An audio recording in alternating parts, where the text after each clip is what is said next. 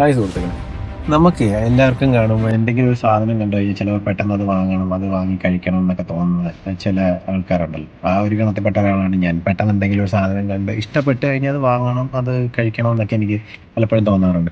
അപ്പോൾ അങ്ങനെ തോന്നി വാങ്ങി കഴിച്ച് കയ്യിൽ നിന്ന് പൈസ പോയ ഒരു സംഭവമാണിത്. ഗ്ലോബൽ വില്ലേജ് വെച്ചായിരുന്നു ഒരു കോള.